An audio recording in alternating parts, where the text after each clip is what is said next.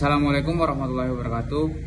Kami dari kelompok 5 yang beranggotakan Saifullah, Ilham Ardiansyah, dan Muhammad Akbar Adam ingin mempresentasikan dari tugas kewirausahaan, yaitu kewirausahaan di bidang teknik sipil. Pendahuluan, definisi kewirausahaan dalam teknik sipil. Kewirausahaan di bidang teknik sipil merujuk pada aktivitas mendirikan dan mengelola bisnis yang berfokus pada pembangunan infrastruktur, pengelolaan properti, dan perdagangan material bangunan. Sebagai bagian dari sektor konstruksi, teknik sipil memainkan peran kunci dalam pembangunan dan pengembangan lingkungan fisik di sekitar kita. Pentingnya sektor konstruksi. Sektor konstruksi adalah salah satu sektor yang paling berkembang di dunia, dengan permintaan tinggi terhadap pembangunan gedung, jalan, dan infrastruktur lainnya. Seiring dengan pertumbuhan ekonomi dan urbanisasi, sektor ini terus menawarkan peluang besar bagi para wirausahawan. Selanjutnya, usaha di bidang umum. Yang pertama, konstruksi umum, kegiatan pembangunan yang mencakup berbagai jenis proyek seperti perumahan, gedung perkantoran, jalan, jembatan, dan infrastruktur publik. Yang kedua, perdagangan material bangunan. Penjualan berbagai bahan bangunan seperti semen, batu pasir, besi, dan bahan lainnya yang diperlukan dalam konstruksi. 3. Konsultan konstruksi. Penyedia jasa konsultasi teknis yang meliputi desain, perencanaan, dan pengawasan untuk memastikan proyek konstruksi berjalan sesuai dengan standar yang berlaku. Selanjutnya, yang keempat, pengelolaan properti dan pengembangan. Usaha yang berfokus pada pengelolaan dan pengembangan seperti pengembangan kawasan perumahan, pusat perbelanjaan, atau gedung komersial. Kemudian selanjutnya adalah usaha di bidang teknik sipil, kontraktor. Kontraktor adalah pihak bertanggung jawab untuk melaksanakan pekerjaan konstruksi dengan kontrak yang disepakati. Mereka bekerja berdasarkan desain yang telah disiapkan oleh konsultan dan bertanggung jawab atas penyelesaian proyek sesuai waktu dan kualitas yang ditentukan. Jenis usaha: kontraktor skala kecil, proyek rumah tinggal atau renovasi bangunan kecil.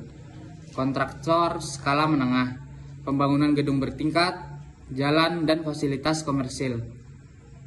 Yang ketiga, kontraktor skala besar, seperti jalan tol, jembatan, dan bandara.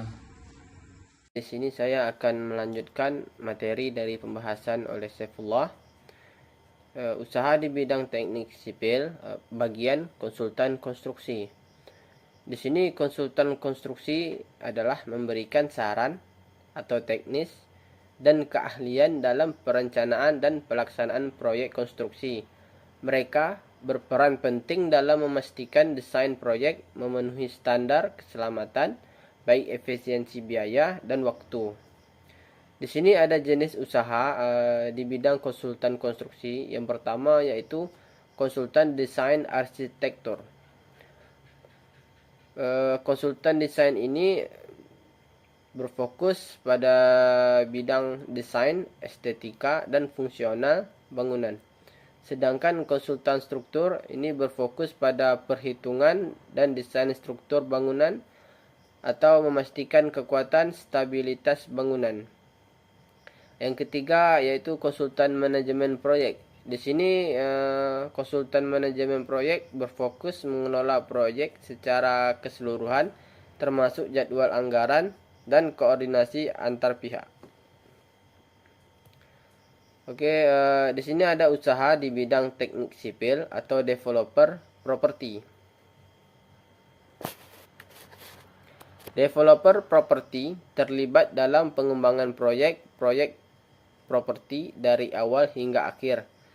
Mereka merencanakan atau mendanai atau membangun dan mengelola properti untuk dijual atau disewakan.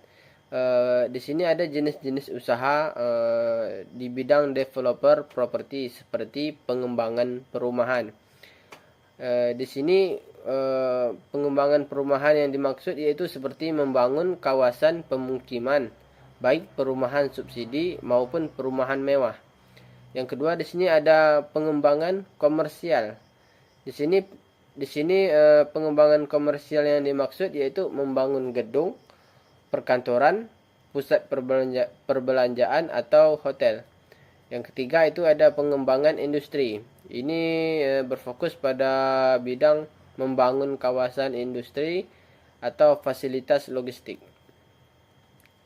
Oke, di sini ada usaha di bidang teknik sipil, perdagangan, material, bangunan. Usaha perdagangan material bangunan menyediakan bahan-bahan yang dibutuhkan untuk konstruksi, mulai dari bahan dasar hingga komponen bangunan khusus. Ini adalah bisnis yang sangat penting karena pasokan material merupakan salah satu elemen utama dalam setiap proyek konstruksi. Jenis-jenis usaha di bidang ini yang pertama yaitu distribusi bahan bangunan. Di sini menyediakan bahan bangunan dalam jumlah besar, baik untuk proyek besar maupun proyek kecil. Di sini juga ada pengecer material bangunan. Di sini hanya menjual bahan bangunan langsung ke konsumen akhir. Di sini cara memulai usaha di bidang teknik sipil. Di situ ada 3 macam atau 3 cara yang selalu digunakan atau umum yang digunakan oleh bagi usaha di bidang teknik sipil. Yang pertama itu ada rencana bisnis.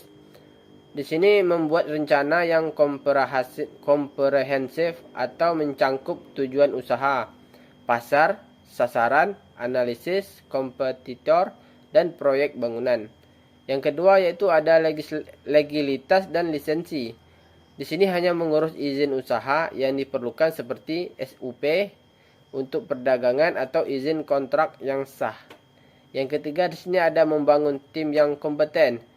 Yang dimaksud kompeten itu seperti menyusun tim yang terdiri dari tenaga profesional yang memiliki keahlian di bidang konstruksi, manajemen proyek dan perencanaan. Oke, selanjutnya akan dijelaskan oleh kawan kita Muhammad Akbar Adham. Setelah membangun tim yang kompeten, dilanjutkan dengan memperoleh modal. Mencari modal untuk memulai usaha, baik dari investor, pinjaman bank, atau pendanaan pribadi. Selanjutnya, networking, membangun hubungan dengan pemangku kepentingan, termasuk spoiler material, konsultan, dan pihak berwenang. Tantangan dalam usaha teknik sipil. Persaingan yang ketat sehingga memerlukan strategi pemasaran dan diferensiasi yang tepat untuk bertahan. Yang kedua, pengelola anggaran dan waktu seringkali melibatkan biaya tinggi dan tenggat waktu ketat sehingga pengelolaan yang efisien sangat penting.